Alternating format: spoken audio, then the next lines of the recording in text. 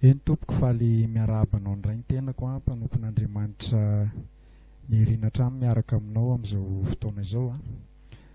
Misaotra ny tompo indray tsika nomeny an'ity fotoana ity ahafahantsika mifampahery hatrany, ahafahantsika mifampizara ny sitrapon'Andriamanitra amin'ny alalan'ny teniny a, mba ho fitombonao antsika, ho famonjenao antsika, hampitombo ny finoantsika, eny hampitombo ny fahalalantsika misimisy kokoa n'Andriamanitra koa, sitrapon'Andriamanitra, ary mba ho fampaherezana ho antsika koa amin'izao fiarahantsika amin'i Jesosy izao.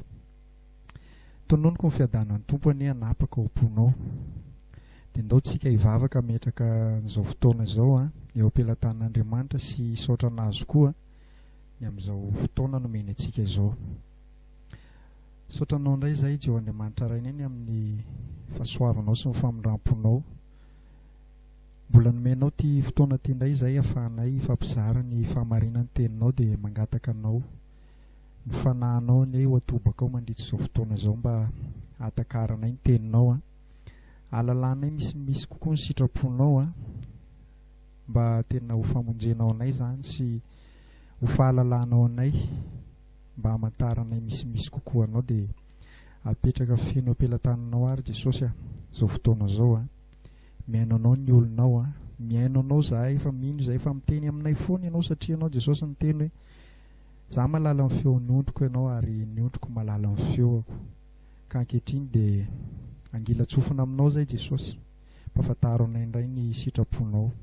Dia tahizo izao fotoana izao Tompo, mba ho fitahim-panao anay, dia misaotra Tompo. Amen.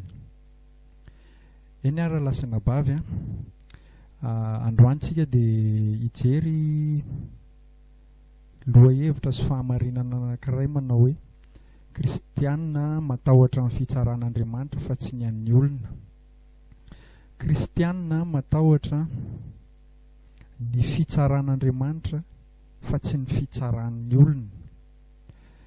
Raha lasina bavy amin'izao fiarahantsika amin'ny tompo izao dia be ny zavatra mety hamatopatotra antsika, tsy handroso. Be ny zavatra mety hahatonga antsika tsy hihetsika mihitsiny ny amin'izao fiarahantsika amin'ny Jesosy izao, ary mety hampihembotra antsika mihitsy ary, mety tena hampivelin-dalana antsika mihitsy ary ny amin'izao fiarahana amin'ny Jesosy izao. Betsaka eo mety misy ny fizaham-toetra maro isan-karazany, eo mety misy ny fakapanahy, eo be dia be mety misy ny fisalasalana mandeha fahadisoan-kevitra maro isan-karazany, dia mety hampikatso ny fitombontsika ara-panahy zany rehetrarehetra zany, ary mety hampivelin-dalana antsika mihitsiny. Ary isan'izany koa raha lasina bavy, mety tena hoe tsy hampandroso antsika koa, na mety tena hampivelin-dalana antsika mihitsy ary dia nitahotra olona, tahotra amin'ny fitsaran'ny olona, tahotra amin'ny fijerin'ny olona manoloana ny fiarahantsika amin'Andriamanitra, tahotra n'izay mety fisainan'ny olona manoloana ny fihetsehantsika. Indraindray tsika tady ila sitraka aman'olona hoe mety amin'ny ranona ve izao zavatra ataoko izao, sao dia tsy mety amin'ny ranona izao fihetsiko izao, sao dia tsy mety amin'ny dadanay izao fihetsiko izao, na sao dia tsy mety amin'ny neninay izao fihetsiko izao, sao dia tsy mety amin'ny vadiko, sao dia tsy mety amin'ny anadahako na ny anabaviko, sao dia tsy mety amin'ny namako, sao dia tsy mety amin'ny zanako, sao dia tsy mety amin'ny mpiara-monina amiko, sao dia tsy mety amin'ny pasteur, sao dia tsy mety amin'ny rahalasy anabavy izay miara-mivavaka, na sao dia tsy mety amin'ny tsy fantatro mety hoe manam-pahefana ve. Dia ny fieritreretantsika be izay fisainan'ny olona izay matetika dia mampikatso antsika izay. Lasa ny fijerin'ny olona mamaritra ny fandrosoantsika, lasa ny fijerin'ny olona mamaritra ny fihetsehantsika. Eny na fanompona io na tsy fanompona, na fiarahana amin'ny Jesosy io na tsy fiarahana amin'ny Jesosy. Dia izao, rehefa tena olona miaraka amin'ny Jesosy tsika raha lasina bavy, olona miaraka amin'Andriamanitra tsika raha lasina bavy, dia izao foana. Rehefa azonao antoka tsara ny fihetsehanao, madio tsara ny ao an-tsainao eo anatrehan'Andriamanitra, madio tsara ny ao am-ponao manoloana ny zavatra ataonao. Dia izao ny zavatra ampahirezako anao sahady, fa rehefa mihetsika ianao dia tsy maintsy misy miteny, tsy maintsy manana ny fomba fijeriny foana ny olona. Mety ho mety aminao ny fitenin'ny olona, mety tsy ho mety aminao, fa zao fotsiny, mety amin'Andriamanitra ve ny zavatra ataonao? Zay ihany atao vao an-tsaina. Mety amin'Andriamanitra ve ny zavatra ataonao? Na amin'ny lafin'ny asa fanompony io, na amin'ny fihetsehana rehetra izay ataonao, na amin'ny fifandraisana amin'ny vady aman-janaka io, na amin'ny fifandraisana amin'ny fianakaviana io, na amin'ny fifandraisana any amin'ny tontolon'ny asa andavanandro io, ninonninona hetsika ao rehetrarehetra dia tsarovo fa zao Andriamanitra no mitsara anao fa tsy ny olona. Raha lasina bavy, zavatra tiako ampahirezanao, tena mila afaka amin'izany tsika, mila afaka amin'izany tahotra fitsaran'olombelona zany tsika, fa ny olombelona raha lasina bavy dia hotsaraina tahaka asy ianao koa. Tsy maintsy misy foana ny fitenin'ny olona, tsy maintsy manana ny hoteneniny foana ny olona manoloana n'izay zavatra ataonao, tadidio foana izay. Fa zao fotsiny, fa taro tsara fotsiny eo anatrehan'Andriamanitra. Raha miteny ny olona, afaka mihaino olona ianao, ndreo misy fahamarinana tokony ho raisina tokoa ny amin'izay zavatra resahan'ny olona makasika asy ianao. Ndreo misy fahamarinana, ndreo mampiasa olona tokoa Andriamanitra ahafahanao manitsy zavatra eo amin'ny fiainanao. Fa zao tsy ilay olona no atahorana raha lasina bavy, fa Andriamanitra izay nampiasa an'ilay olona no mila atahorana, fa tsy ilay olona izay mety hoe nisy remarque nomeny ve hoe tena tsy mety kosa rahalahy le ohatr'izao na ohatr'izao. Dia manoloana an'izay tsika mila manitsy izay tsy mety foana eo anatrehan'Andriamanitra, matahotra amin'ny fitsaran'Andriamanitra fa tsy matahotra amin'ny fitsaran'olombelona. Ka mino fa hanafaka antsika ity fifampizarana androany ity, hanafaka antsika zany rehetrarehetra zany ary jery ten'Andriamanitra koa tsika tena hoe hanamafisantsika mba hanafaka antsika manoloana an'izany fatopatotra tahotra olona ny amin'izao fiarahantsika amin'i Jesosy zao. Misy fahendrena koa jerentsika ny apara manoloana an'izany, satria ndrao lasa hoe hiavonavona manolona indray tsika, na tsy te hen'ny hafa mihitsy indray tsika, na hoe tsy te hirarahan'ny zavatra mba resahan'ny hafa mihitsy indray. Misy zavatra azo raisina amin'izay zavatra resahan'ny olona, ary misy zavatra mila haintsika mihitsy miaina an'izany amin'izao fiarahana amin'ny Tompo izao, satria misy fotoana Andriamanitra mampiasa olona ho fanitsiana antsika, satria izao foana ny tsarovo sy tadidio hoe zavatra rehetra dia miara-miasa ahasoa izay tian'Andriamanitra. Ka isany ao anatin'ilay zavatra rehetra ny olona ampiasain'Andriamanitra, mety ho ampiasain'Andriamanitra ho fanitsiana asy ianao, miara-miasa ny zavatra rehetra ahasoa antsika, ampitombo antsika. Fa mialohan'izay fahendrena izay dia ndao tsika hanafaka antsika anie Jesosy manoloana ny tahotahotra olona rehetrarehetra, mba tsy eritreritra izay fisaintsainan'ny olona tsika hoe raha misy zavatra ataonao tena matsapy ianao hoe fahamarinan'ny tenin'Andriamanitra tena nanome farisendahatra anao fanahy masina hoe izory ty lalany ity, na misy fanapahan-kevitra tian'Andriamanitra hirosoanao amin'izay, misy zavatra tian'Andriamanitra hitombonao amin'izay, fahamarinan'ny tenin'Andriamanitra nasehony taminao, fa tsy saniditra ianao no ny fijerin'ny olona, no ny fitsarahan'ny olona. Dia mba hanafaka asy ianao anie izao fifampizarana izao, mba tena ho azonao tsara anie, fa tsy olona atahoranao iny hitsaranao. Fa rehefa tena resy lahatra ianao rahalahy, rehefa tena resy lahatra ianao ranabavy, fa Andriamanitra naneho fahamarinan'ny teniny eo aminao, dia izao ny tsarovy. Tsy maintsy hisy teny ianao foana rehefa mandeha amin'ny lalan'Andriamanitra ianao, tsy maintsy hisy tsaranao foana rehefa mandeha amin'ny sitrapon'Andriamanitra ianao. Ozy ny tenin'Andriamanitra hoe ny nofo manohatra ny fanahy, ary ny fanahy manohatra ny nofo, ary ny fanohatra izy roroa. Hitanao ianao rehefa mandeha ara-panahy, ny atao hoe mandeha ara-panahy tena hoe mandeha araka amin'ny fitarihan'ny fanahy masina, dia manohatra anao izay mandeha amin'ny fitarihan'ny nofo. mifanohatra ireo. Ny olona enina mpiara-mivavaka ary io ralasanabavy. Ny olona mbola manaiky-hotarian'ny nofo dia manohatra foana sy mety hitsikera foana izay mety hotarian'ny fanahy masina. Zay dia tadidio zay. Ka raha ohatra ny fijerin'ny olona mbola mandeha ara-nofo ny tsy andehanantsika amin'ny fitarian'ny fanahy masina dia izao dia hijanona ara-nofo oatra azy tsika, fa tsy hitombo amin'ny fitarian'ny fanahy masina mihitsy. Ka mampahery anao sady mba tena atakatra amin'ny fijerin'Andriamanitra ny ianao fa tsy ny fijerin'ny olona. Mba tena ho ataonao ambony anie ny fijerin'Andriamanitra no fijerin'ny olona. Ho ataonao ambony anie ny fitsaran'Andriamanitra no fitsaran'ny olona. Ozy Jesosy tena nyteny mihitsy hoe aza matahotra ozy izy izay mahay mamono ny tena, nefa rehefa afaka izany dia tsy mahay manao na inona na inona. Fa aleo matahotra izay sady mahay mamono ny tenanao no mbola mahay mandefa ny fanahinao any amin'ny eloko, dia tsy izy izany fa Andriamanitra. Iza moa ilay mahay mamono ny tena nefa tsy mahay manao na inona na inona aorian'izay dia ny olona zany. Zay ny tiany Jesosy tenena hoe aza matahotra olona izay mety ahay mamono anao tokoa ny olona. Fa zao ny olona tsy manam-pahefana hanary anao any amin'ny fahaverezana mandrakizay. Fa Andriamanitra manam-pahefana sady hamono ny tenanao no andefanao koa any amin'ny farihy mirehetra afo solfara rehefa mandany sitrapony ianao, rehefa mandany lalana ianao. Ka manoloana an'izay raha lasanabavy, mba tena hisondrotra ambony anie ny fahatakaranao manomboka androany. Hiba mihitsy anie mitahotra olona fa tena hiakatra anie ny fahatahoranao an'Andriamanitra. Hisondrotra ambony anie ny fahatahoranao an'Andriamanitra. Ho hitanao anie ny fahalebiazan'Andriamanitra no fahalebiazan'ny olona izay mety hatahoranao.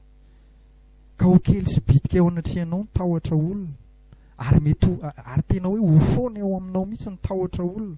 Fa tena anana fahatakariny ianao ny amin'ny fahatahorana an'Andriamanitra. Anana fahatakariny ianao ny amin'ny fitsaran'Andriamanitra.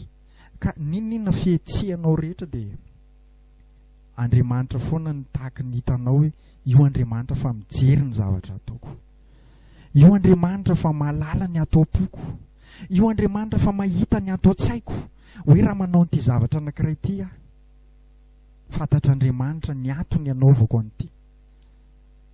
Ny olona mety tsy mahafantatra, ny olona mety mijery ivelany, fa Andriamanitra mahalala ny any anatiko sy any anatinao, ny antony fihetsehantsika rehetrarehetra raha lasanabavy. Ka dia aoka ho afaka ianao amin'ny anaran'i Jesosy androany, ho afaka amin'izany fatotra zany iny ianao raha zany namatotra anao hatramin'izay. Tahotra amin'ny fijerin'ny olona manodidina anao, tahotra amin'ny fitsaran'ny fianakaviana, tahotra amin'ny fitsaran'ny fiarahamonina, tahotra amin'ny fitsaran'ny mpiara-miasa, ny namanao taloha sy ny maro isan-karazany. Dia ho afahan'i Jesosy anie ianao androany. Amen zany. Ho afahan'i Jesosy anie ianao androany ka hatakatra ny fijerin'Andriamanitra.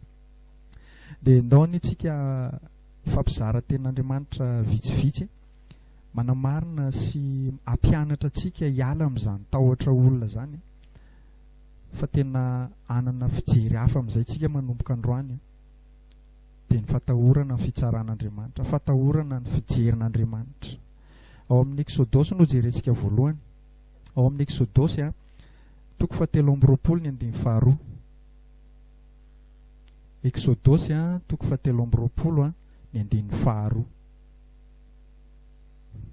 Exodosy 7:20 ny 2. Fakitsika amin'ny anaran'i Jesosy manao hoe aza manaraka ny maro hanao ratsy, ary aza mamaly ny amin'ny adin'ny olona hivily hanaraka ny maro hamadika ny rariny.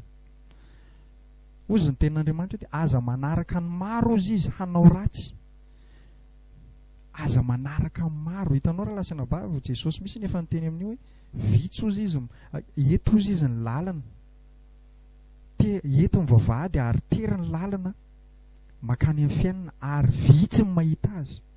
Fa maro fa lehibe kosa ozy sy migodana ny lalana sy ny vavahady makany amin'ny fahaverezana, ka maro ny mandeha any. Ka zao raha lasanabavy aza manaraka maro izay makany amin'ny fahaverezana. Inona moa no mahatonga ny olona anankiray matetika lasa manaraka maro hanao ratsy? Dia tsy inona fa nitahotra olona matetika io. Eo aloha hoe tsy miresaka isika ny amin'ny hoe olon'izao tontolo izao hoe tena hoe mbola andevozon'ny fahotana. Mety hoe tena amin'ny sitrapony mihitsy ny arahany amin'ilay maro hanao ratsy. Fa misy fotoana atsika na eo amin'ny fiarahamonina ary zany ohatra, na ny ankizy mianatra any am-pianarana ary ohatra, mety misy etaeta ihany ao anatinao ao, na ny eo amin'ny fianakaviana na amin'ny sehatra any am-piangonana, misy etaeta ihany ao anatintsika hoe mahafantatra ihany tsika hoe tsy sitrapon'Andriamanitra ty zavatra ataon'ny olona maro anisa ato ty, fa no nitahotra tsika n'ireo olona manodidina atsika ireo dia voasarika hanao ratsy tsika, atosika ilay tahotra tsika, ao anatintsika ny etaeta, ao anatintsika ny fahalalana hoe tsy sitrapon'Andriamanitra ty zavatra ataon'ny olona ty, ataon'rito olona maro anisa rito, ao anatintsika ny etaeta hoe tsy tianao tsika, fa zao bahana n'ilay tahotra olona, matahotra olona tsika dia tafiditra amin'ny fanaovan-dratsy ihany. Menatra olona, lazain'ny olona mety hoe tsy maharaka, menatra ny vavan'ny olona hoe nareo tena tsy maharaka mihitsy. Ny olona manaraka an'izao zao amin'ny tsy fantatro izay mety arahan'ny olona, manenjika lamody ny olona, manao akanjo miboridandridana ny olona, manao akanjo be dia be. Izao ny zavatra mba hifampizarako aminao, zavatra mba tsikarotro izy ity, mba hifampizarako aminao eto amin'izao tontolo izao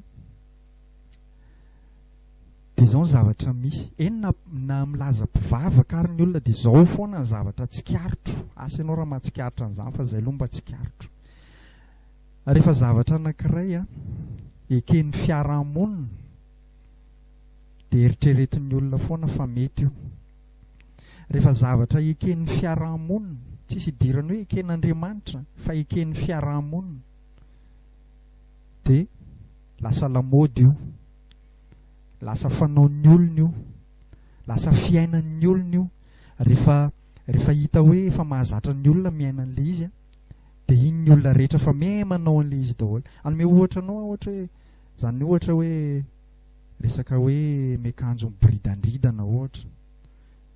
Taloha tamin'ny hoe andron'ny raha resika hoe resaka maha-malagasy fotsiny, fa saripady zany hoe mampiseho fitanjahana eny amin'ny arabe zany, raha ny kolotsaina malagasy zany. Tsy miresaka fanjakan'Andriamanitra tsika io fa miresaka fiarahamonina tsika. Mba hifampizarako aminao ilay zavatra mba tsikarotro.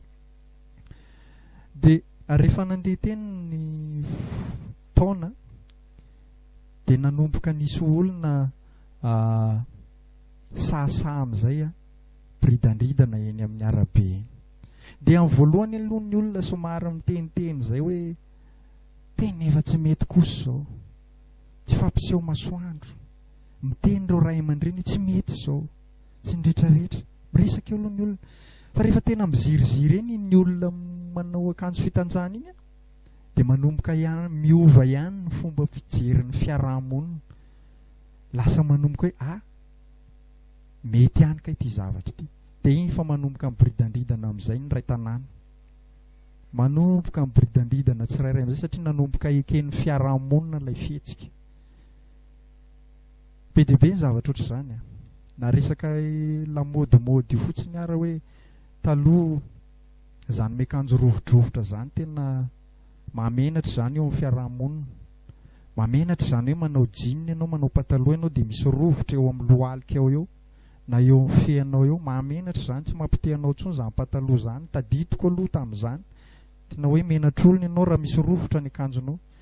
Fa zao raha lasa nabavy eken'ny fiarahamonina ilay izy amin'izao, tsy mampaninona ny olona intsony amin'izao ny mahita lehilahy na vehivavy anankiray manao akanjo rovidrovitra, hita ny party amin'ny feany eny an-dalana eny rovidrovitra ny akanjony satria eken'ny fiarahamonina ilay izy, mety amin'ny fiarahamonina ilay izy.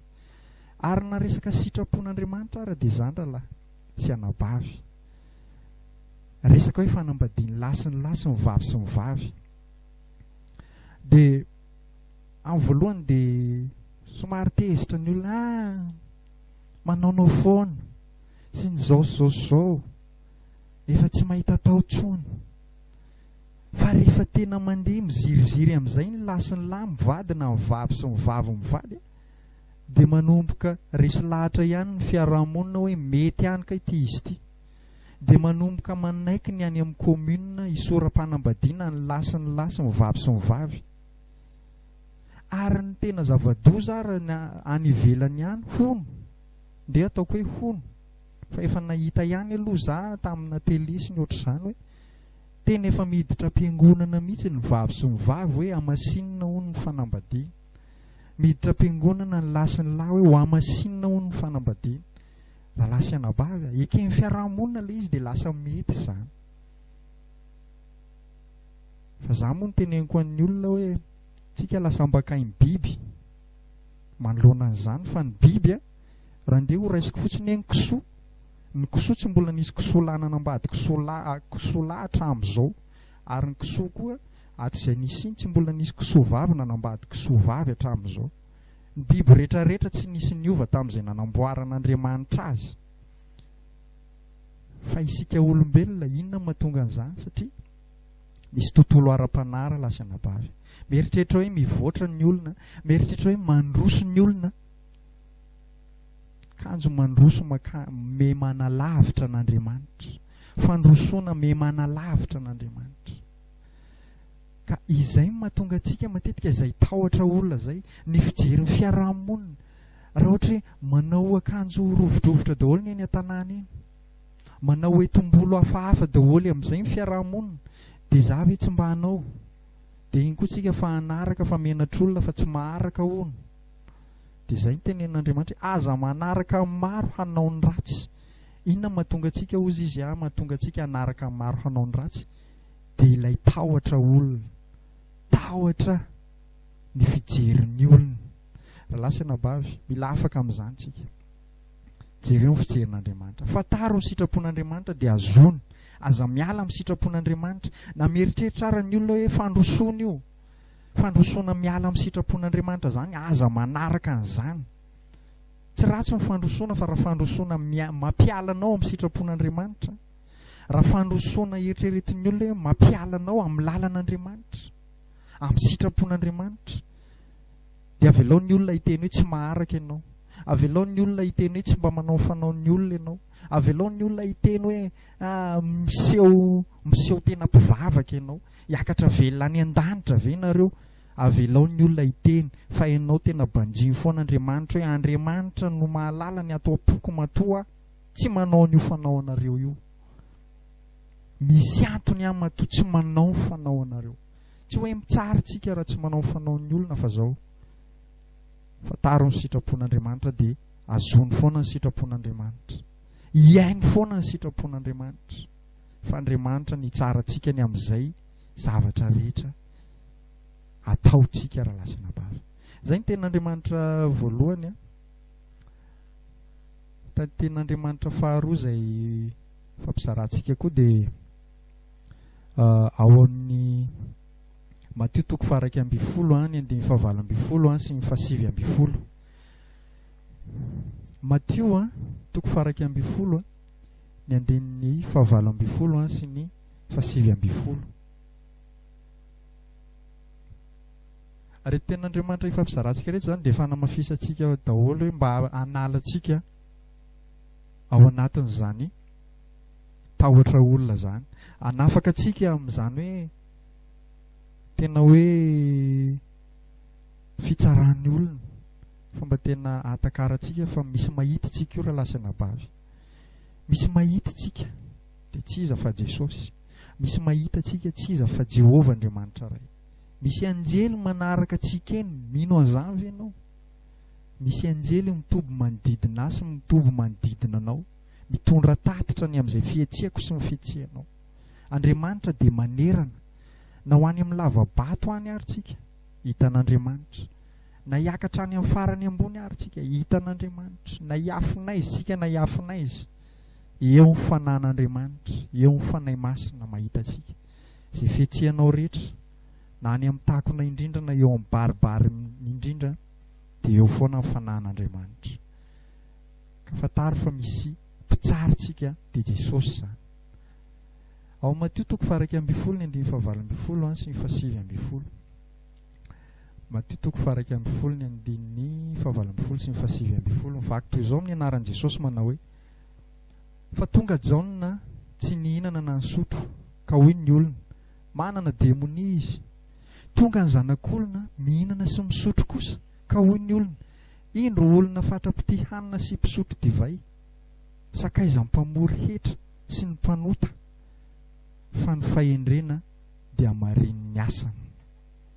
Teto zany Jesosy laza n'io fomba fijerin'ny olona io izy hoe ny olona dia mijery ivelany foana ary ny olona dia manana olazaina foana amin'izay zavatra ataonao.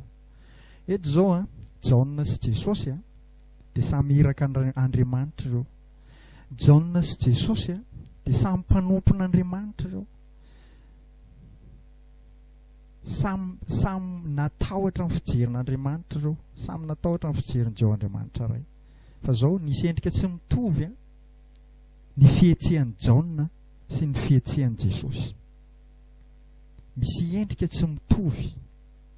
Ary eo ilay hoe ny olombelona dia mitsara ivelana, fa Andriamanitra mandinika amin'ny vosiny fo. Hoe inona ny antony, inona fahendreny, inona ny antony anaovanao an'ilay izy. Eto ozy izy Jesosy hoe Jaona ozy izy tonga tsy nihinana na nisotro. Satria Jaona dia tena tamin'ny fotoana nyteny tamin'ny Zakaria ny anjelin'Andriamanitra dia tena tenena mihitsy hoe tsy hinana zavatra misy alkôly izy, tsy hisotro divay izy. Ary zany Jaona zany dia tantely remby sy valala ny fihinana. Fa tsy mba olona hoe nihinana ohatritsika hoe ety andrenivohitra sy ohatr'izany, fa tena hoe nitokana ho an'Andriamanitra mihitsy. Dia tonga ozy izy Jesosy Jaona tsy nihinana na nisotro, dia miteny ny olona. Eo ilay zavatra teneniko anao hoe ny olona manako tenenina foana. Manana misy devoly io Jaona io. Zay misy zany fijerin'ny olona ny Jaona tamin'izany. Misy devoly. Ny olona misotro izy tsy misotro, ny olona mihinan-kany be izy tsy mihinan-kany. Olona misy devoly, mila atao délivrance io Jaona io. Za mino fa mety tena zay mihitsy ny tenin'ny Fariseo sy ny Sadoseo zany tamin'izany hoe mpitondra fivavahana zany hoe mila atao le délivrance ianao ry Jaona, fa misy devoly ianao. Raha lasa anabavy misy fotoana koa nge zao miaraka amin'ny Jesosy zao lazain'ny olona fa misy devoly,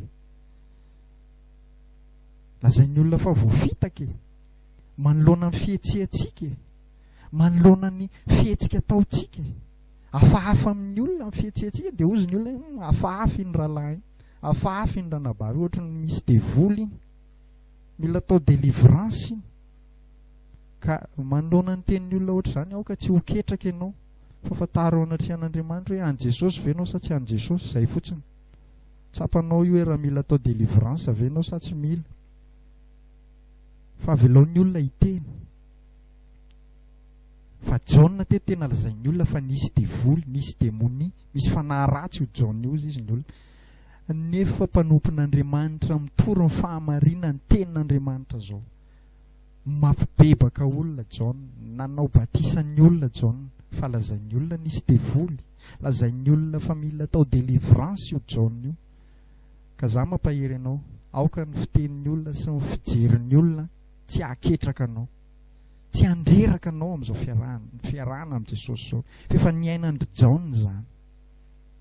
Efa niainan'ny Jaona zany fa tsy hainao rery ny iainan'izany. Ary za koa mba niainan'izany fa tsy hainao rery miainan'izany rahalahy, tsy hainao rery miainan'izany ranabavy.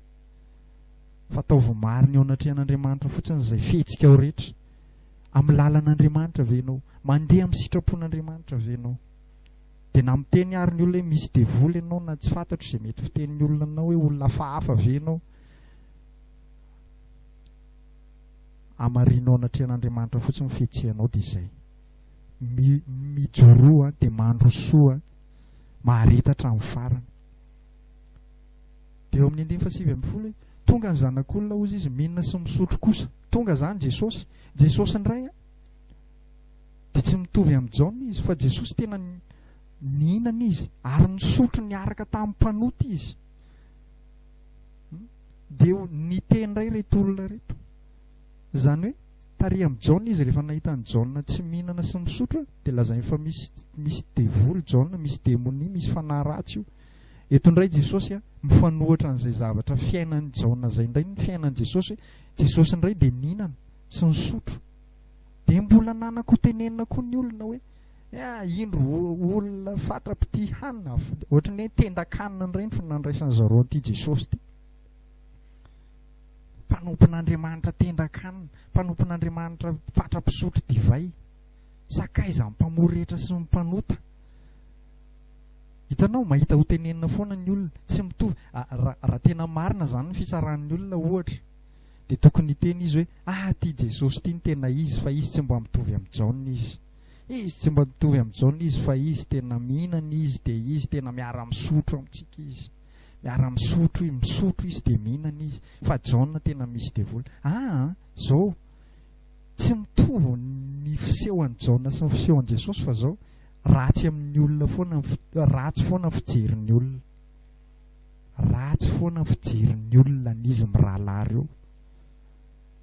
Na dia tsy mitovy ara, tena ohatrany hoe mifanohitra ara amin'ny fiainan'ny Jaona sy Jesosy, dia ny olona manana fitsarana ratsy foana.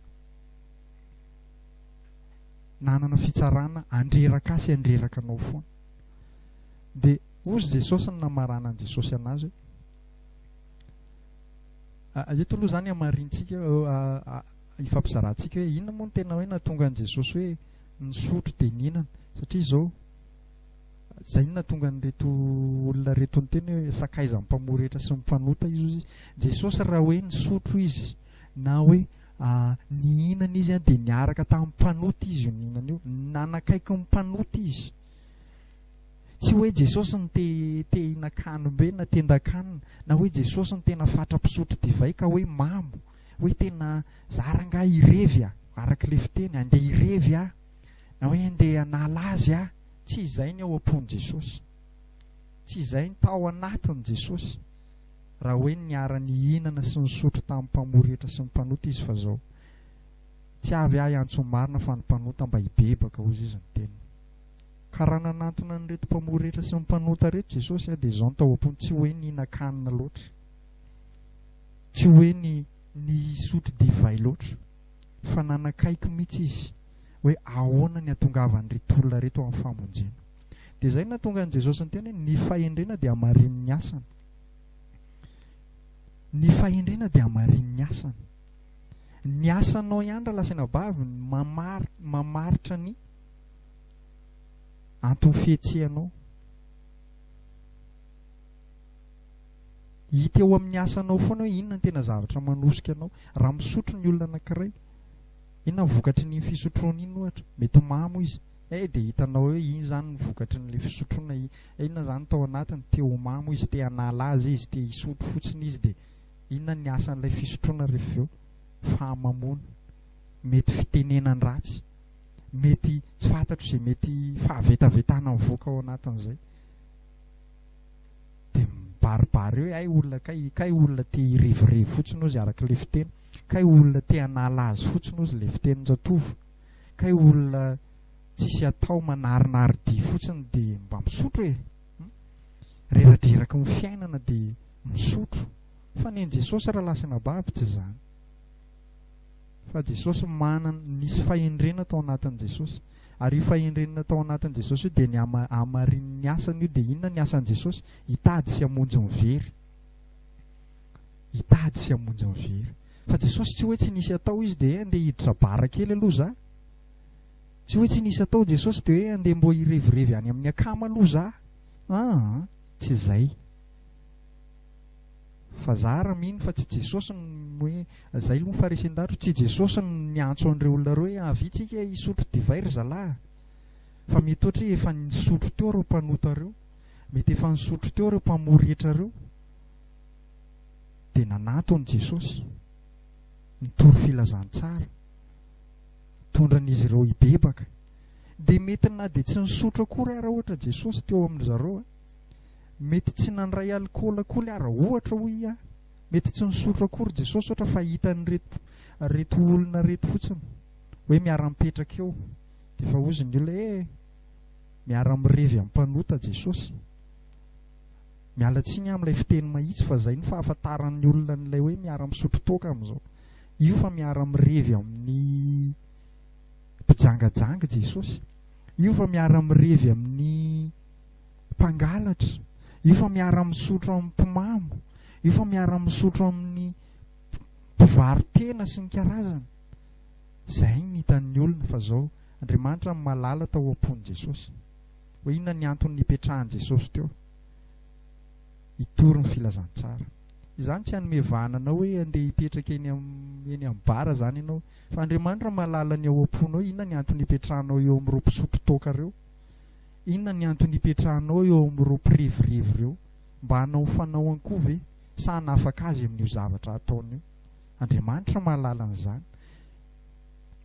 Ka raha ohatra hoe ianao efa niteny le rahalahy hoe mantsy anazy zany hoe le toriteny le rahalahy ohatra ny namelana malalaka fa afaka misotro miaraka amin'ny mpanota sy ny mpamory heta sy ny mpijangajanga.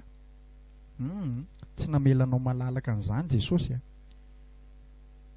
Fafantaro tsara hoe inona ny antony andehananao eo. Fantatr'Andriamanitra ny antony andehananao eo. Fa raha ohatra tsy hisy vokany ao amin'ny fanjakan'Andriamanitra ny antony hipetrahanao dia aza makeo. Raha hoe iresaresaka fotsiny, iresaresaka fiainana tsisy idiran'ny fanjakan'Andriamanitra, tsy hitondra olona amin'ny famonjena ny hipetrahanao eo, na tsy hisotro ary ianao mialato eo, aza makeo fa voafatotra eo koa ianao. Fa raha tena ao anatinao ny herin'ny fanahy masina, tena tarihin'ny fanahy masina ianao hoe andana miara-mipetraka amin'ireo olona misotro toaka ireo ianao, andana makeo amin'ireo olona ireo ianao, fa mila famonjena ireo olona ireo dia mandehana.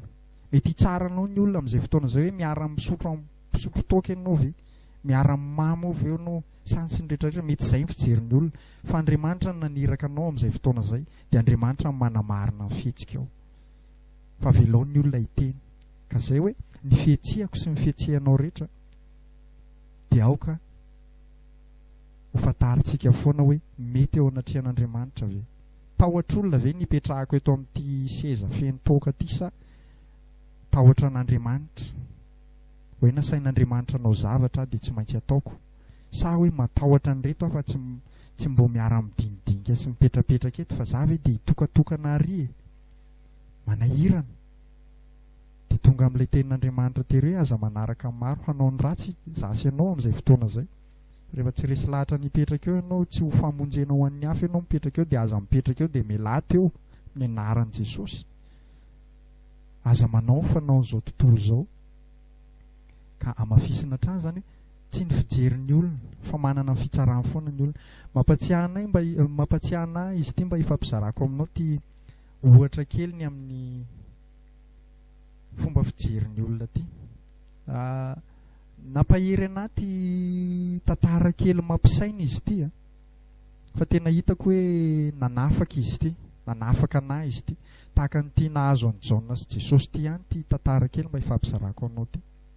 Izy ity moa aloha zany tsy fantatra hoe tena zavatra nisy ve, fa olona ny tantara koa no mba nandraisako lesona. Fa nisy hono dadabe anankiray, lahy antitra anankiray zany sy ny zafikeliny. Lahy antitra anankiray ndeha ataontsika hoe efa 20 taona eo zany ohatra, fa mbola matanjatanjaka. Dia nisy ndray niaraka tamin'ny zafikeliny izy io eo amin'ny 5 taona eo ohatra, na ndeha ataoko hoe 9 taona, mety efa mahay mandeha mavitavita ditongotra kely zany.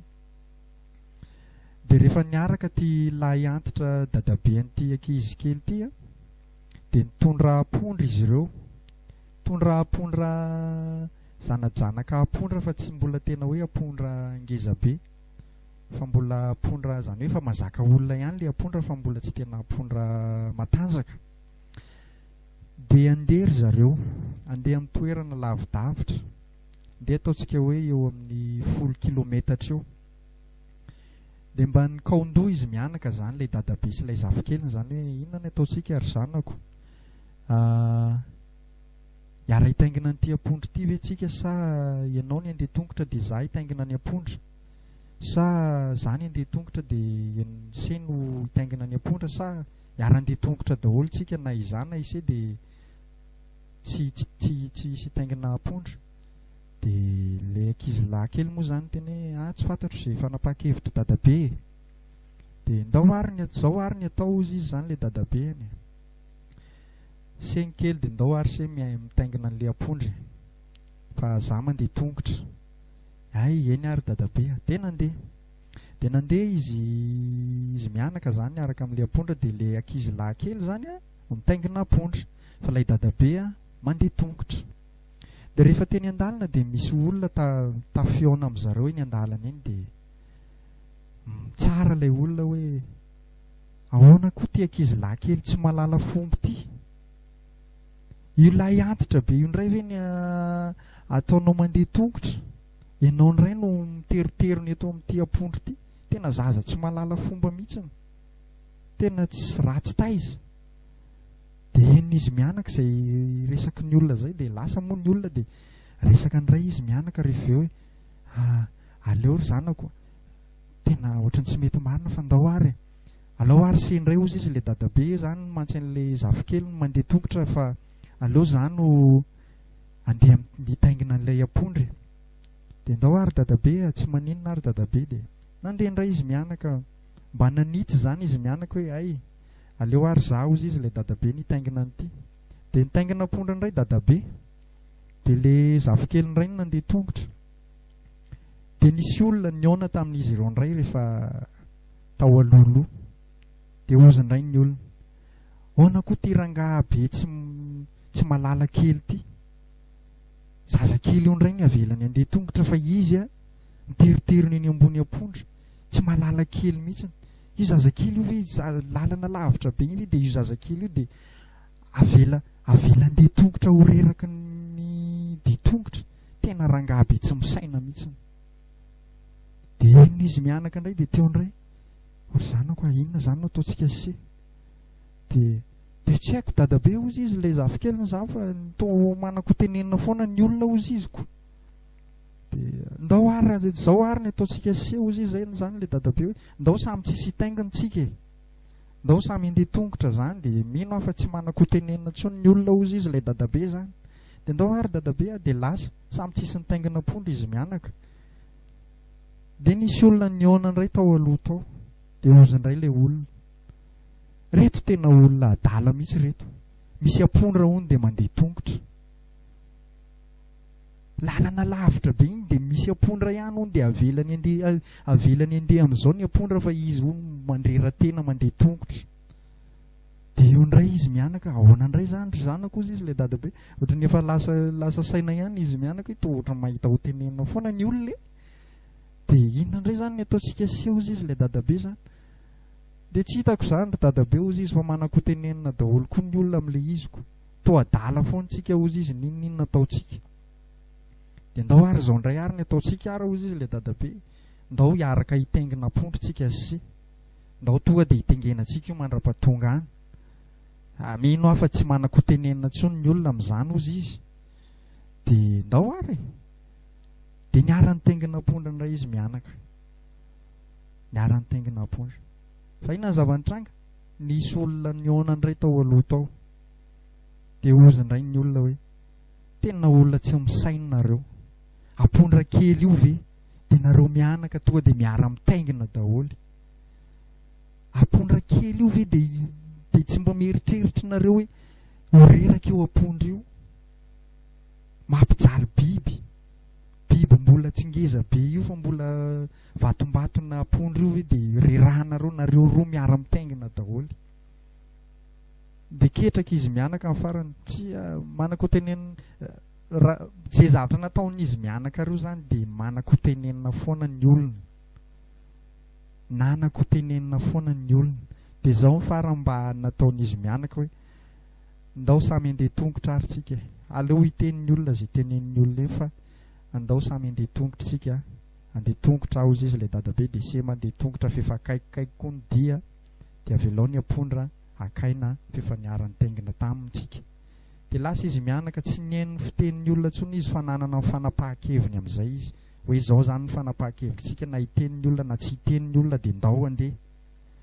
Raha lasa nabavy zany tantara zany mba hatsipoko aminao koa zany, mba hanafaka anao amin'ny fiarahanao amin'i Jesosy. Ninninona zavatra ataonao, ninninona fihetsehanao manako tenenina foana ny olona, ninninona mety zavatra za te mba ifampahery aminao fa za dia isan'ny mbo tratran'izany ary isan'ny taonandrerandreraka mihitsy zany teo aloha hoe betsaka ny fitsaran'ny olona ny amin'ny fihetsehanao rehetra, ny fomba fihetsika rehetra. Dia tady ho kivy ihany indraindray hoe ahoana sao dia mbo tsy mety koa ary zaty, tady hanamero tena indray. Fa rehefa tena nanafaka ny tompo dia hoe aho hoe Jesosy ianao malala ny ataopoko, ianao malala ny izay etaetako anao, ianao malala izay fitiavako anao sy izay mety tsy fahatanterahako, izay mety fahadisoko. Eo anatrehanao fa zao ny fijerinao foana, ny tahotra-nao foana no ataoko apoko ny amin'izay zavatra rehetra ataoko.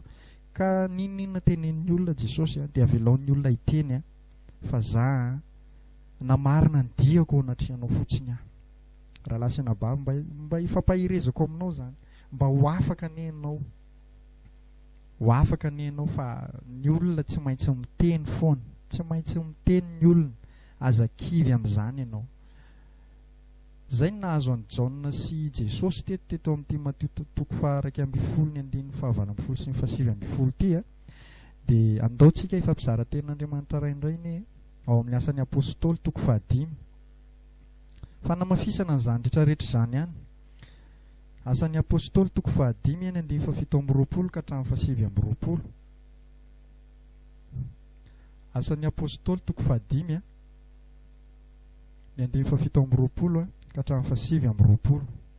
Asan'ny apôstôly toko 5:7-20 ka hatramin'ny 7:20. Vaky toy izao ny anaran'i Jesosy manao hoe ary rehefa nentiny dia napetrany teo anatrehan'ny Sinedriona ireo ary ny mpisorona be nanontany azy ka nanao hoe efa noraranay mafy dia mafy ianareo tsy hampianatra amin'izany anaran'izany, kanjo indro efa nofenoinareo ny fampianaranareo Jerosalema ka tianareo ankinina aminay ny ran'izany lehilahy zany. Fa Petera sy ny apôstôly namaly ka nanao hoe Andriamanitra ny tokony ekena mihoatra noho ny olona, Andriamanitra ny tokony ekena mihoatra noho ny olona. Ity tantara ity dia tamin'ny fotoana nitory-teny ny apôstôly ry Petera sy ry Jaona, ireo apôstôly rehetra niaraka tamin'i Jesosy zany rehefa niakatra tany an-danitra Jesosy dia taorian'ny latsahan'ny fanahy masina dia feno fanahy masina izy ireo dia nitory-teny teny akanjan'ny tempoly izy ireo. Dia tezitra ny fariseo sy ny sadoseo sy ny mpisorona be sy ny karazany dia nisamborona ry Petera tamin'izay. Samborona ny apôstôly dia nigadraina, dia rehefa nigadraina ry zareo dia nisy anjely nanafaka an'izy ireo dia niteny ilay anjely hoe ndana toroeo amin'ny olona zany fanjakana zany ozy izy. Dia tonga maraina dia efa tsy tao ampigadrana intsony ry Petera sy ny namany fa nirahan'ny mpisorona be amin'izay miaramila endana lao le ry Petera le apôstôly nigadrainao dia tonga tany ny mpiambina tsy tao intsony ry Petera fa efa nivonjen'ny anjely. Fa ry Petera rehefa nivonjen'ny anjely tsy hoe lasa nandositra fa lasa nitory-teny tao amin'ny tempoly, zany hoe tsy natahotra olona, tsy hoe ndao zalahy tsika andositra fa efa nivonjena ihany fa sao dia mbola tonga eo ihany mpisorona be hisambotra atsika inona ny tenin'ilay anjely, ndana tory eo amin'ny olona ilay izy. Dia izay no narahandry Petera, nanaraka ny tenin'Andriamanitra, nanaiky ny tenin'Andriamanitra. Fa inona ny tenin'ireto mpisorona be reto tamin'ny Petera talohan'izany fanagadrany zany hoe noraran'izy ireo ry Petera sy ny apôstôly namany hoe aza mampianampianatra olona ny amin'izany Jesosy zany tsony nareo, aza mampianatra olona ny amin'izany anarana zany tsony nareo. Zany hoe noraran'izy ireo zany Petera sy ny apôstôly namany tsy hitory ny filazantsara intsony, tsy hitory ny fanjakan'Andriamanitra intsony. Fa ny anjely rehefa namonjy an'izy ireo tao ampigadrana dia ozy ilay anjely hoe ndana tory eo amin'ny olona zany fanjakana zany, ny ran'Andriamanitra ilay anjely hoe ndana irao ry Petera asay vao mitory filazantsara izy. Dia izay tenin'Andriamanitra izay mifanohitra amin'ny tenin'ireto mpisorona be reto. ny olona ny mpisorona be nilaza hoe aza mitory an'izany tsony, fa Andriamanitra ny teny hoe tory io. Dia eo iza ozy izy Petera ny tokony ikena? Andriamanitra ny tokony ikena mihoatra noho ny olona. Rahalahy sy anabavy, misy zavatra tahaka izany ve eo amin'ny fiainanao? Mety tena efa misy fanambarana tao anatinao tao hoe mila miroso amin'ny zavatra ohatr'izao ianao, mila mandroso ianao, na mila miala amin'ny toerana tahaka izao ianao, na mila manao an'izao ianao, na mila mandeha amin'izao ianao, na mila tsy fantatro izay mety fitombona ao amin'ny fanjakan'Andriamanitra efa asehoan'Andriamanitra aminao amin'izao. Asain'Andriamanitra hirosonao, asain'Andriamanitra ataonao. Mety ho batisa ve? Na tsy fantatro, mety misy mialatsiny raha miteny an'ity, mety misy toeram-pivavahana ve fa tena tian'Andriamanitra ialanao fa feno fahotana loatra ao. Fa miteny koa nefa ny olona etsy an-daniny hoe aza miditra amin'izany, aza miditra amin'izany batisa izany, aza miala ato fa ato ny fiangonan-drazana. Kanefa Andriamanitra efa maneho zavatra aminao. Rahalahy sy anabavy, Andriamanitra ny tokony ekena mihoatra noho ny olona. Efa asain'Andriamanitra, mety efa fotoanan'Andriamanitra ve zao hitorianao filazantsara? Mety efa fotoanan'Andriamanitra ve zao anaovanao asa fanompona amin'izay? Efa tena maneho aminao amin'izay Jesosy hoe tia zavatra ho ampanaoviko anao, miroso amin'izay ianao, mijoro amin'izay ianao, mandehana amin'izay ianao. Efa hitanao mibaribary mihitsy Jesosy fa manokatra lalana. Fa zao manoloana an'izany misy sakatsakana koa eo akaikinao fitenin'ny olona. Fa nareo ve tsisy atao e? Mba eritrereto ihany ny fiainana, mba asio kajikajy ihany ilay fiainana fa sao dia diran-doza. Nefa efa tena resy lahatra zao ianao fa Jesosy efa mampanao zavatra anao. Rahalahy sy anabavy, Andriamanitra ny tokony ekena mihoatra noho ny olona. Amin'ny fotoana ianao tena efa mahatsapa hoe misy zavatra asain'Andriamanitra ataonao. Mety dingana ve zany? Mety misy zavatra tena hoe asain'Andriamanitra hirosonao, tena resy lahatra ianao hoe fahamarinan'ny tenin'Andriamanitra izany zavatra atao anatiko izany. Tsisy fisalasalana ao anatinao fa tena hoe Andriamanitra mampandroso anao. Dia zao ekeo ny teniny, aza manaiky ny tenin'ny olona fa Andriamanitra ny tsara sy tsara anao. Izay ny zavatra tena nijoroan'ny ry Petera teto. Raha ny teny tamin'ny Petera sy ny apôstôly ilay anjely hoe mivoanareo dia ndana aloha mandositra, dia nandositra izy ireo mino an'izany, satria izay no nasain'Andriamanitra ataony. Dia mino fa nandositra aloha izy, ndana aloha nareo miafina ry na miafina ry. Misy fotoana nge ohatr'izany e, ohatry ny Elia nge nataon'Andriamanitra an'izany e. Rehefa nenjehan'ny mpanjaka izy Iaby izay raha tsy diso sy Jezebela, dia nasain'Andriamanitra nandositra Elia tamin'izay. Ndana aloha makany amin'ny toerana any an'efitra tahaka izao ianao. Misy fotoana Andriamanitra mety mampandositra azy ianao, mety zavatra misy izany. Fa misy fotoana Andriamanitra mampiatrika azy ianao zavatra anankiray. Ka mila mahatakatra tsara isika sy mila mamantatra tsara hoe inona ny sitrapon'Andriamanitra. Na Jesosy arany misy fotoana nandositra teo anatrehan'ny olona aloha, niala teo anatrehan'ny olona aloha izy. Tsy hoe tahotra fa tsapany hoe izay aloha nitarihan'Andriamanitra azy. Fa tamin'ny fotoana kosa Jesosy nentin'Andriamanitra hiatrika ny azo fijaliana, dia tsy nandositra izy fa niatrika ny azo fijaliana izy. Zasy ianao koa tahaka izay rahalahy sy anabavy, io tsy forma ho ahy io, tsy fombafomba io. Fa amin'ny fotoana ianao asain'Andriamanitra mandositra aloha dia mandosira. Ozy Jesosy raha enjehan'ny olona amin'ny toerana anankiray nareo dia mandosira amin'ny toerana anankiray aloha, fa tsy halan'ny faharitanin'ny Israely aloha, Israely nareo mara-pahatonga ny zanak'olona. Izany hoe misy fotoantsika asain'Andriamanitra mandositra tahaka ny Jesosy izany. Raha voateraka dia nentin'ny Josefa sy Maria nandositra tany Egipta aloha izy. Fa rehefa ozy amin'izay ny anjelin'Andriamanitra hoe hoeto miverina any amin'ny faritanin'ny Israely amin'izay ny zaza, dia manaiky ny fitarihan'Andriamanitra, dia miatrika amin'izay.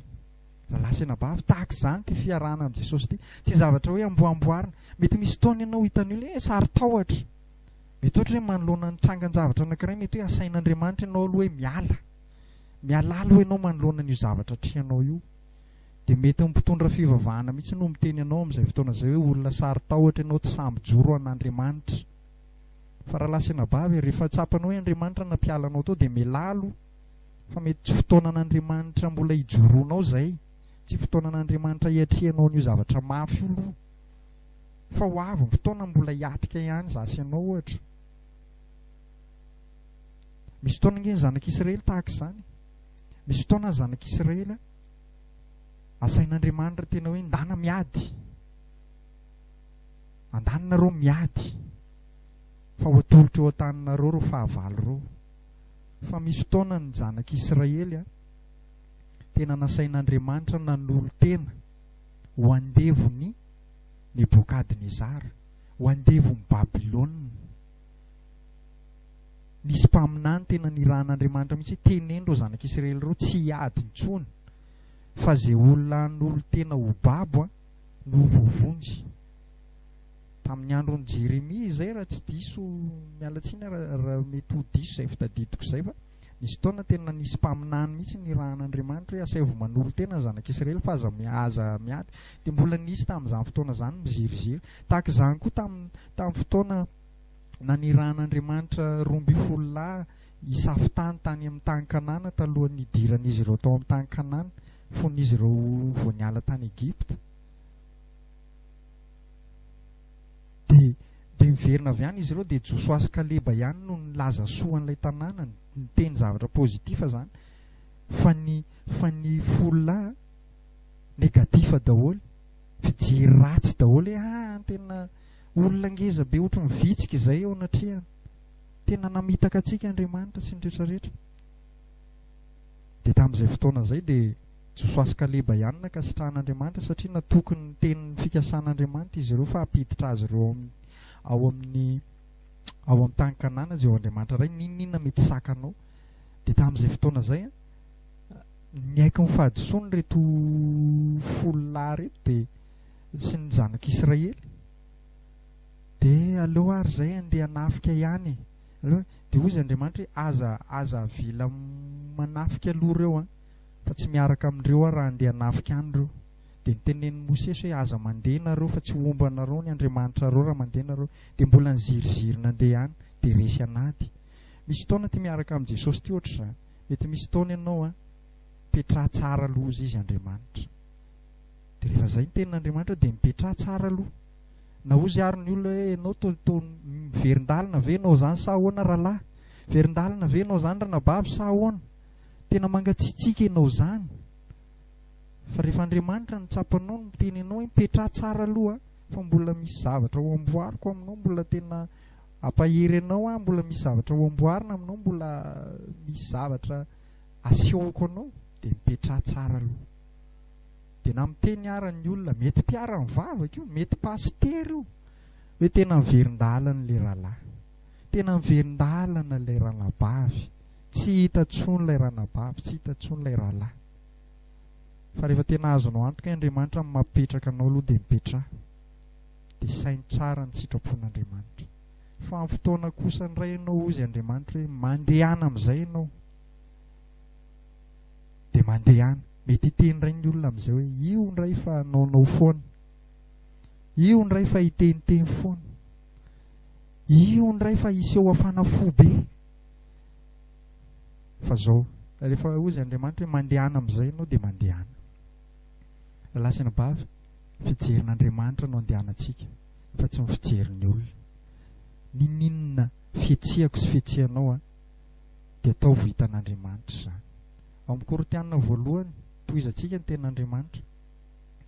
Korinthiana voalohany 4:7 sy 4.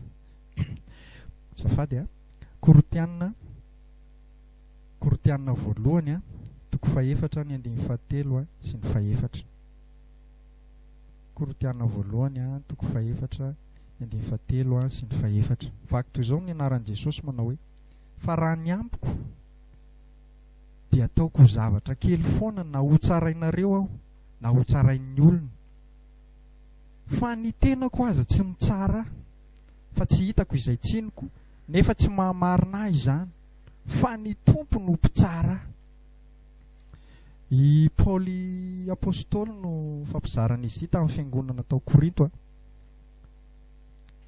Za ozy izy Paoly a, za tsy miasa saina amin'izay fitsarana reo zany, raha ohatra ka misy fitsarana reo na mitsara navy ianareo amin'izay fiatsiako rehetra, fa za tsy misy valeur eo amiko zany ozy izy Paoly. Ary na mitsara ako ara ny olona ankoatra anareo, fa za tena ko ara ozy izy Paoly tsy mitsara. I Paoly zany tena mipetraka mihitsy hoe za sady tsy manamary ny fitsarana manko raha lasana bavy dia zao foana. Ao aorian'ny fitsarana dia zao foana zavatra mitranga, na fanamarinana na fanamelohana. Dia i Paoly zany tena niteny teto hoe na iza tena ko ara tsy mitsara. I Paoly zany sady tsy nanamary tena izy ny amin'izay zavatra ataony, nefa koa izy tsy manamelo tena amin'izay zavatra ataony. Sady tsy manamarina ny tenany izy satria ozy izy hoe efa tsy hitako ozy izy izay tsinoko, nefa tsy mahamarina azy zany. Le hoe efa tsy hitako izay tsinoko zany tena mipetraka izy hoe za tsy mampanga tena zany a, za tsy manamelo tena amin'izay zavatra ataoko, fa tsy hitako izay tsinoko.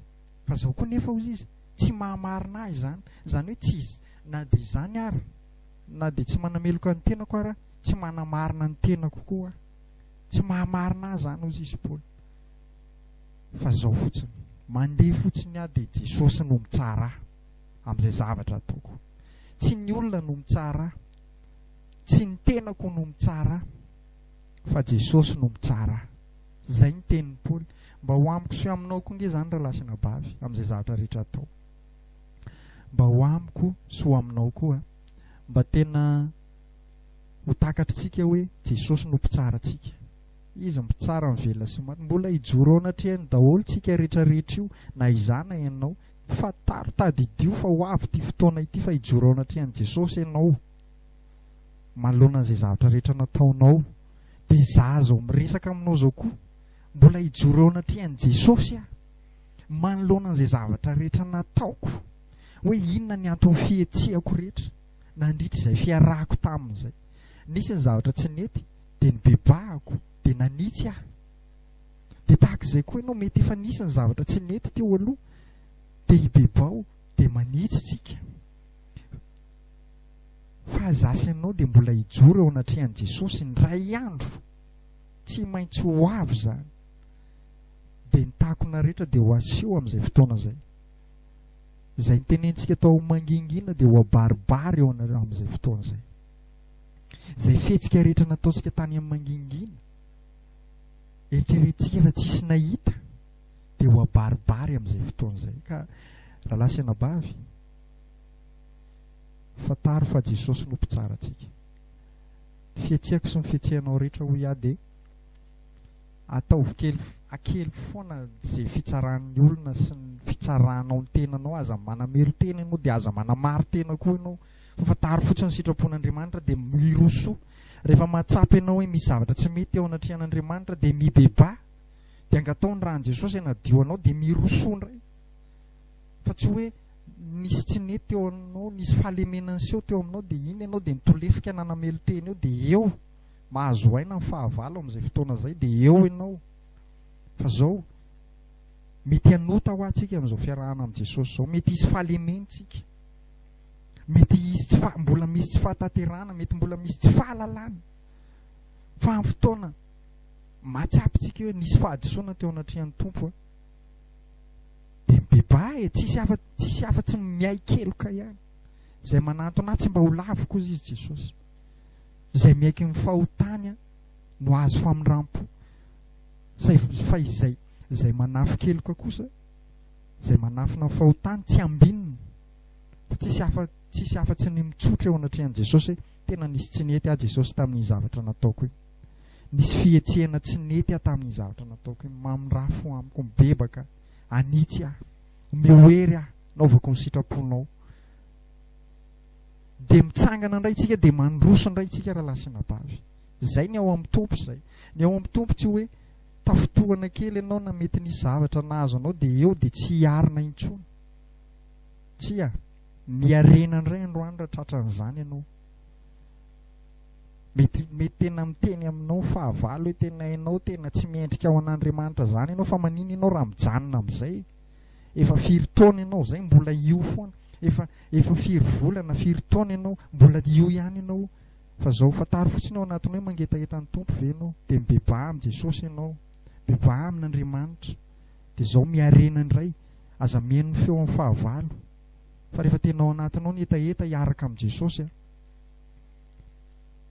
de mbola mafisiko foana ny tantaran'i Petera hoy Petera nge nandahan Jesosy intelo, efa rehefa avy nandahan Jesosy intelo Petera tsy hoe gogogo ny tomany de hoe za tsy hanaraka ny Tompo tsony fa tsy mendrika ho azy za ary nandaha azy intelo, fa zao nibebaka Petera.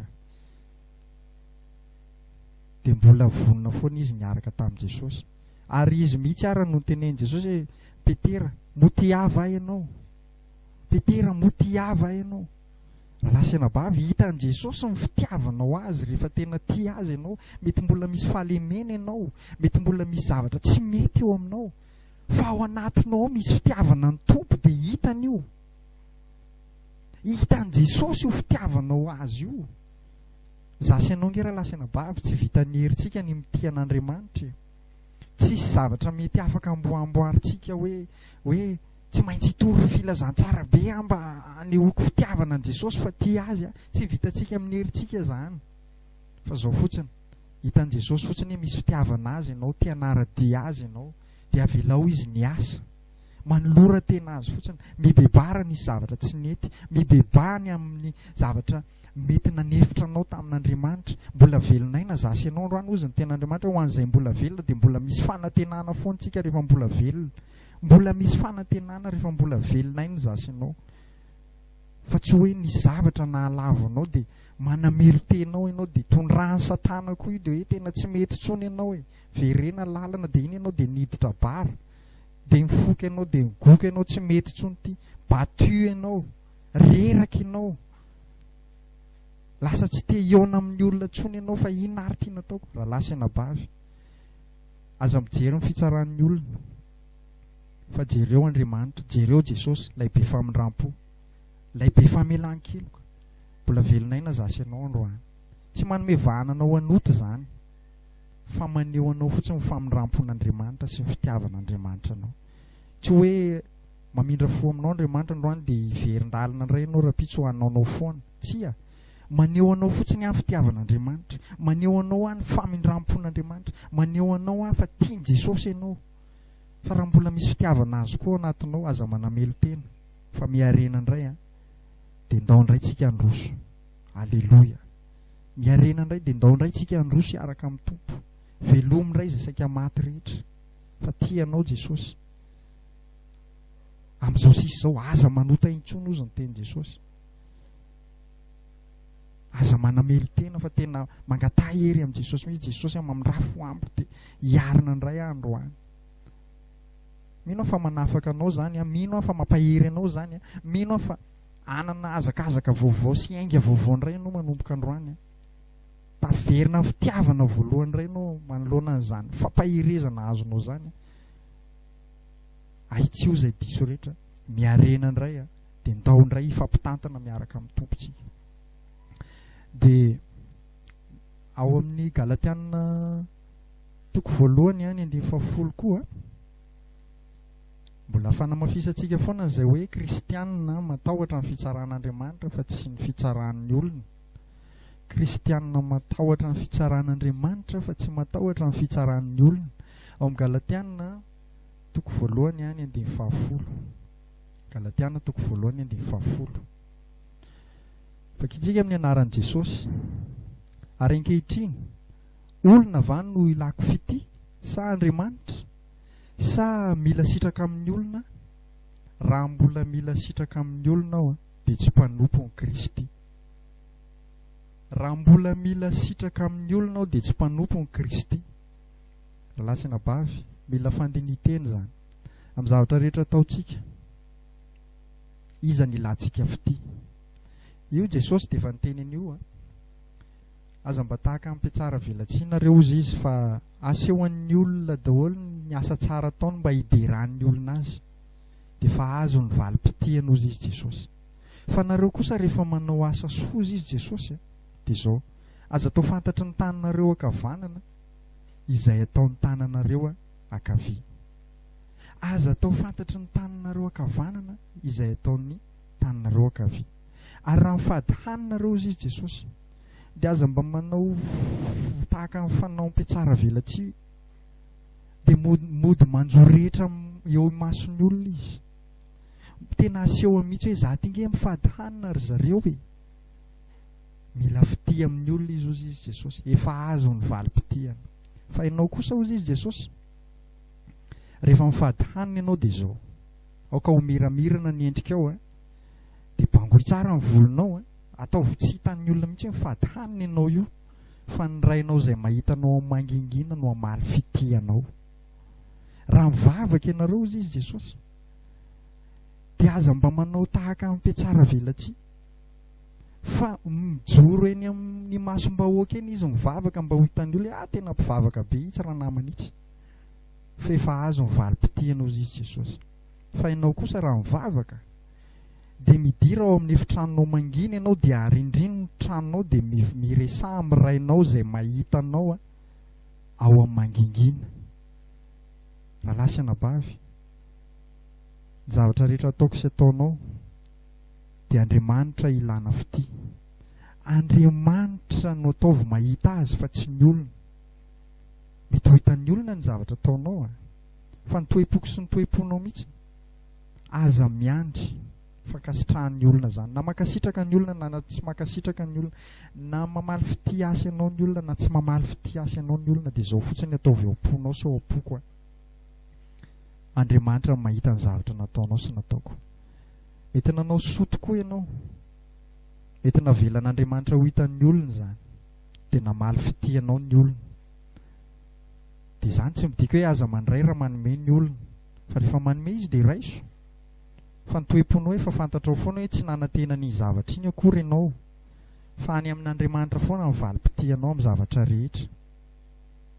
Valim-pity avy amin'Andriamanitra zany iny, raiso tahaka izay hoe valim-pity avy amin'Andriamanitra zany iny zavatra nomen'ny olona iny. Mety nampiasan'iny olona iny Andriamanitra hamaly fitihanao noho ny amin'izay zavatra nataonao teo anatrehan'Andriamanitra. Mety misy fotoantsika, misy zavatra ataontsika toa tsy hitan'ny olona mihitsy, dia aza kivy. Fa raha ohatra tsika kivy dia matoatsika misy fahakiviana hoe toa tsy hitan'ny olona mihitsy ny zavatra ataoko, dia mieritreritra valim-pity amin'ny olona ihany tsika izay, mieritreritra olona mijery ihany tsika izay, mieritreritra amin'ny fijerin'ny olona ihany tsika izay. Raha ohatra ozy tsika hoe toa tsisy mahita mihitsy izany zavatra ataoko izany, toa tsisy mahatsapa ny zavatra ataoko mihitsy ilay olona, manao soa ihany fa ohatra ny tsy rarahin'ilay olona akory.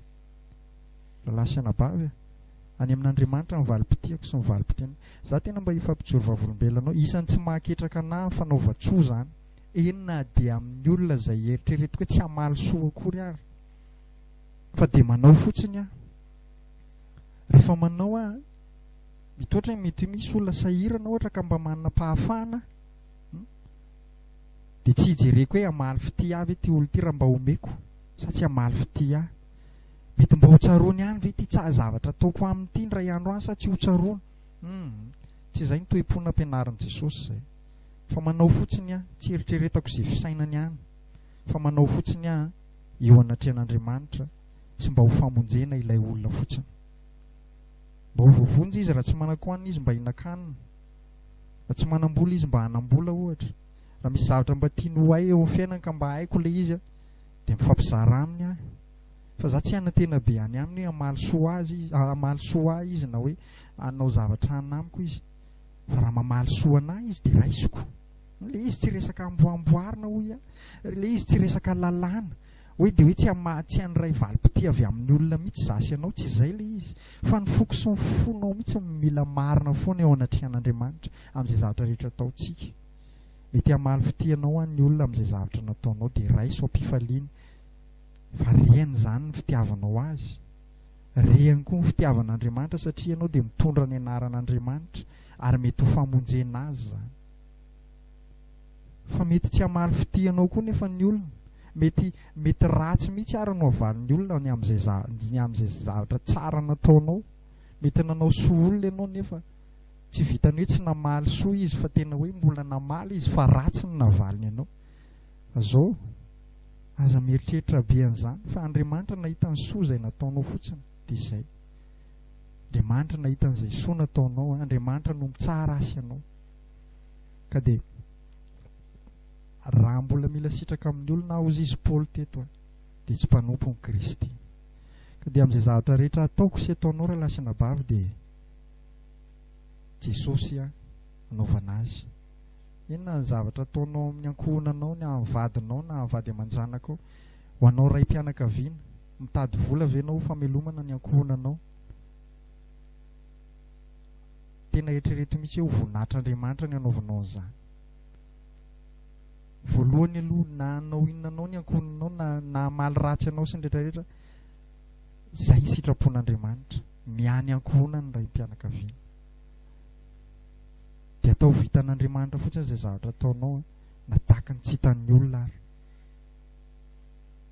Naiza sehatra misy anao, ninona toerana misy anao na saranga misy anao, izay rehetra ataonareo izy ny ten'Andriamanitra dia atao voninahitr'Andriamanitra, atao tahaka ny ho an'ny Tompo. Misy ten'Andriamanitra tena Paoly ihany ny fampizarana izay raha tsy diso aho hoe ho anareo mpanompo izy aza mba manao tahotra eo imason'ny tomponareo fotsiny hoe rehefa eo ny tomponareo, rehefa eo ny mpampiasa nareo dia mody miasa tsara nareo, fa rehefa tsy eo ny mpampiasa nareo dia manao asa ratsy nareo, manao zavatra tsy mety. Fa zao izay zavatra rehetra ataonareo dia atao tahaka ho an'i Jesosy izany, ho anao izay miasa aman'olona izany, mety miasa amina sosiete ianao dia aza mba manao an'ireny toe-po ireny hoe rehefa eo ny sefo ozy izy ilay fiteny dia mody miasa be, mody tsy mitabataba mihitsy, mody matotra be. Fa rehefa tsy eo ny sefo na tsy eo ny lehibe, tsy miasa mihitsy zasy ianao ohatra, fa variana miresaka na tsy fantatra hoe tena manakorotana ao am-piasana mihitsy. Tsy sitrapon'Andriamanitra izany. Fa zao na eo ny sefonao na tsy eo ny sefonao, sefonao am-piasana io tiako resana io, ilay sefonao any an-danitra mahitanao foana. Jesosy mahitanao foana. Izy jerena, izy ny ilana sitraka. Ka rehefa eo sefo rehefa eo ilay sefo ao am-piasana dia fantaro foana hoe eo sefo fa eo koa Jesosy. Fa rehefa tsy eo ilay sefo dia eo foana ilay sefo be, dia tsy iza fa Jesosy izany. Dia miasa normal foana tsika, miasa tokony ho izy foana tsika, araka izay mifanarahana foana tsika. Izany isana toetrana kristiana zany raha lasina bavy. Ny kristiana matahotra an'Andriamanitra amin'ny zavatra rehetra ataony, fa tsy olona, fa matahotra an'Andriamanitra. Izay mahatonga ny tenin'Andriamanitra any amin'ny ohabolana any tena miteny misy hoe mifahatahorana an' Jehovah amin'ny fiandoham-pahendrena. Ianao rehefa olona matahotra an'Andriamanitra ianao tsy miandro olona atahorana izany, fa mahalala foana ianao hoe inona ny sitrapon'Andriamanitra. Dia rehefa mandeha amin'ny sitrapon'Andriamanitra ianao raha lasina bavy dia hita foana ianao fa olona endry. Rehefa olona mandeha amin'ny fatahorana an'Andriamanitra ianao dia ho hita foana ianao fa olona endry. Na tsy mety amin'ny olona ary ny fihetsehanao sy manana ny fitsarany ary ny olona, resy lahatra foana ny olona any anatiny any hoe misy fahendrena ao anatinao. Na tsy mety amin'ny olona ary, izay ilay tenin' Jesosy tery hoe fa ny fahendrena ao izy dia hamarin'ny asany foana. Na manana ny fiteniny aminao ary ny olona, fa rehefa tena ao anatinao fatahorana an'Andriamanitra, tsapan'ny olona foana hoe misy fahendrena ao anatinao. Ny sainy mety tsy mankasitraka anao hoe tsy mety amin'ny fijery ny fijerinao, ny faharesen-dahatra tsy mety amin'ny faharesen-dahatra, ny fiainanao tsy mety amin'ny fiainany. Fa zao resy lahatra foana io olona io hoe misy fahendrena ao anatinao, dia tsy inona fa fahendrena avy amin'Andriamanitra, vokatra ilay fahatahorana an'Andriamanitra. Zay nahatonga n'Andriamanitra ny teny an'izany teny izany, fahatahorana an' Jehovah, fiandoham-pahendrena, fahatahorana an'Andriamanitra. Ny olona matahotra an'Andriamanitra dia hita foana fa endry amin'izay rehetra alehany. Zay ny tenin'Andriamanitra ifampizarantsika, fa misy fahendrena izany mila hananina ihany manoloana izany hoe tsy matahotra olona izany. Misy fotoantsika efa mifampizara ihany hoe mila manaja olontsika, tsy mitovy itsika ny matahotra olona sy ny manaja olona raha nanaraka tsara ny tsy amelabelatra be an'izay intsontsika fa efa nisy fotoana fampizarantsika an'izay hoe tsy mitovy ny matahotra olona sy ny hoe manaja olona. Itsika dia natsoina tena sitrapon'Andriamanitra ny hoe mila manaja olona tsika, tsy matahotra olona fa manaja olona. Ka manoloana an'izany koa mila mahay mihaino olona koa tsika. Ndrao misy zavatra ampitenenin'Andriamanitra ny olona io amiko sy aminao. I Mosesy dia tahaka izany. Mosesy nisy fotoana rehefa nitsara ny zanak'Israely izy. Tsara ny zanak'Israely izy dia izy irery no mitsara anazy. Mitsara n'ireo zanak'Israely ireo dia manomboka maraina izy mipetraka eo mandra-pahariva ny andro satria be dia be ny olona tsarainy. Dia ny olona koa reraka milahatra eo mandra-pahariva ny andro satria be dia be manana ady any amin'ny fiarahamonina any dia hoentiny ao anatria Mosesy daholo. Dia hitan'ny rafozan'ny Mosesy amin'izay ty fihetsiky Mosesy ty io rafozan'ny Mosesy io nefa tsy zanak'Israely fa Midianina izay raha tsy diso Jetro moa izay raha Jetro ny anaran'ny mialatsiny raha sendra diso izay anaran'izay fa rafozan'ny Mosesy io nanome fahendrenan'ny Mosesy io ilay tiako hifampizarana aminao hoe ilaina mihaino ny hafa fa misy fotoana ny hafa no ampiasain'Andriamanitra anitsy izay tsy mety eo amintsika. Io heninao foana io hoe zany zavatra hifampizarany olona ty amiko izany ve endrika fankahalana ve zany sa tena hoe mba hampitombo anahy ve zany sa tena fanakanana ve zany sa tena famporisihana ve zany. Tsapanao foana io rehefa mifanahy masina miasa ao anatinao dia tsapanao foana ny zavatra manosika ny olona anankiray.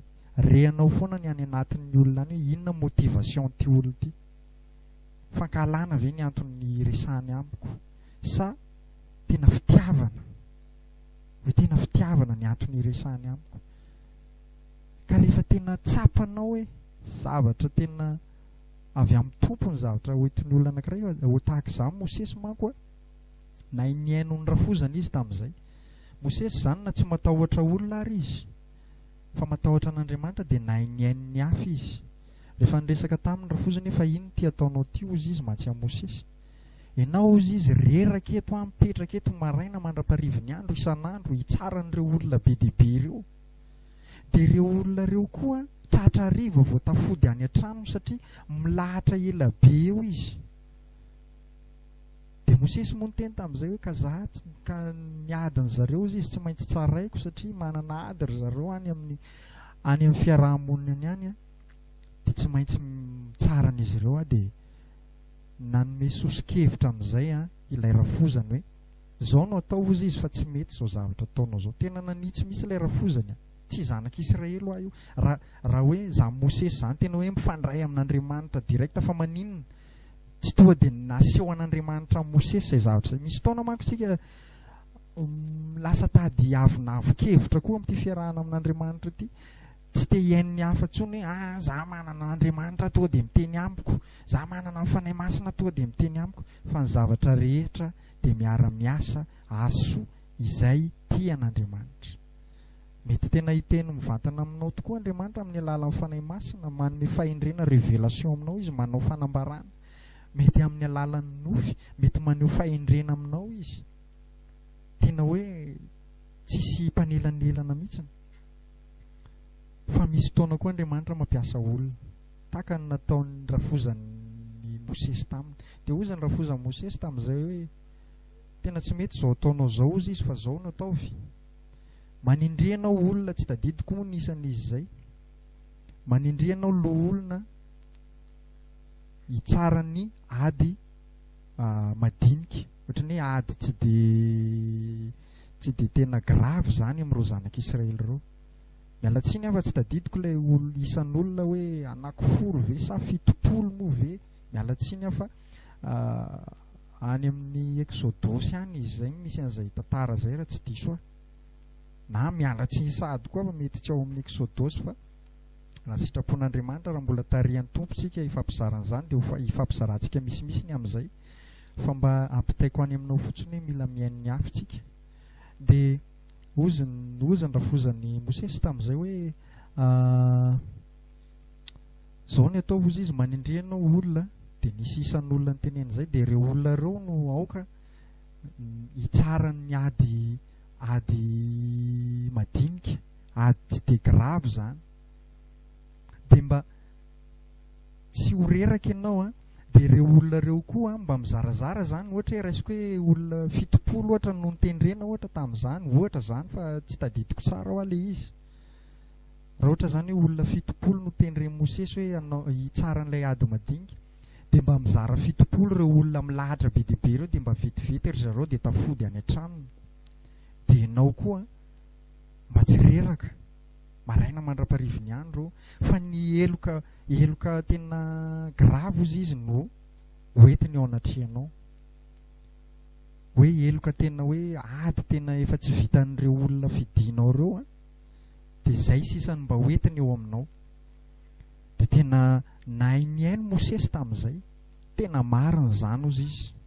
Tanao zany ny toe-pon'ny mpanompon'Andriamanitra zany raha lasina bavy, na dia tsy matahotra olona raha fa mahay miainy ny hafa amin'ny fotoana hoe tena tsapo hoe fahamarinana zany zavatra ifampizarano amiko zany. Dia tena nakasitrahan'i Mosesy izay torohevitra ny rafozan'izay. Fa io rafozana io tsy zanak'Israely io, tsy Midianina io raha tsy diso ny fitadidiko, satria Mosesy tamin'ny fotoana nandositra tany Egipta izy dia tany amin'ny tany Midianina izy nandositra, niandry ny ondry amanosiny io rafozana io fotsiny. Dia tamin'ny fotoanan'izy efa mitondra niaraka ny zanak'Israely mivoaka tao Egipta io nivangin'ny rafozana io izy, dia tamin'ny fotoana namangin'ny rafozana io azy no nanitsian'ilay rafozany azy manoloana ny fitsarana izay natao Mosesy. Dia nakasitrahan'i Mosesy izay zavatra izay. Dia zasy ianao koa mialatsiny raha hiteny aminao n'izy ity fa misy fotoana mety mimpanota mihitsy no ampiasain'Andriamanitra hanitsy asa ianao tena zava-misy zany. Mety ny olona mbola tsy ao amin'i Jesosy mihitsy no ampiasain'Andriamanitra hanome fahendrena asa ianao. Ka tandremo sao miavonavokevitra aza ilay izy hoe mpanota ny jerena, fa ilay fahamarinan'ny teniny fotsiny inoana fa tsy fantatrao na Andriamanitra no mampiteny azy. Fa na ny ampondra ara dia nampitenen'Andriamanitra hanitsy amin'ny Balama. Asa raha efa fantatrao zany tantara zany, ampondra tsy tokony hiteny fa nampiasain'Andriamanitra hanitsy ny fahadalan'ilay mpaminany, hanitsy ny fahadalan'ny Balama. Ka eo ilay izy hoe aza jerena hoe mpanoto ity, inona koa izay enoko anao sy zao tsy fantatrao, mety ampiasain'Andriamanitra ny vavany hanitsy asa ianao. Dia mila mahay miaino tsika raha lasana bavy, hiaro antsika tsy avonavony zany, ahay iaino ny afo zany. Ka dia izay ny fampizarantsika androany raha lasana bavy. Fa nay masina ny tena mpianatra antsika manoloana izany zavatra rehetra izany, fa tsy vitantsika amin'ny saintsika miaina ny sitrapon'Andriamanitra, tsy amin'ny herina ny fahatanjahana fa amin'ny fanahiko irery ihany ozy izy Jehovahandriamanitra tompony maro. Zany miaraka amin'ny tompo zany raha lasana bavy, fiainana amin'ny fanetretena, fiainana amin'ny fandavatena, fa tena koa fiainana ao anaty fahatahorana an'Andriamanitra foana, fiainana tena ao anatin'ny fanomezam-boninahitra an'Andriamanitra foana. Tsy haintsika reraka ny saintsika raha hikajikajy be an'izany, fa tena zao hoe manolora tena ao an'Andriamanitra dia angatao ny fanahy nitarika antsika amin'ny zavatra rehetra. Voninahitra dia ho an'ny tompo irery ihany ndao tsika hivavaka hisaotra an'i Jesosy ny amin'izay fampizarana izay fampizarantsika teto izay. Saotranao Jesosy ny amin'ny fitiavanao ny olonao, teranao izay fa tianay ianao dia omeo hery hatrany izay iarahanay aminao Jesosy. Ampahirezo ty rahalahiko ty tompo, ampahirezo ty ranabaviko ty izay tena mangetahetanao. Mino aho fa matoa izy miaino an'izao fampizarana izao, mety tsy izao fampizarana izao ihany fitaovana ampiasainao ampitombona azy, fa mba isany singa kely ampahirezanao azy, ampitombonao azy, dia mino aho fa mangetahetanao izy, tianao izy, ary mino aho fa tsy mamela azy irery ianao Jesosy. dia misaotra anao ny amin'ny fotoana izay vitanay teto tompo. Voninahitra dia atolotra eo anao rery ihany ilay mpanjakanay. Misaotra Jesosy a. Amen. Zay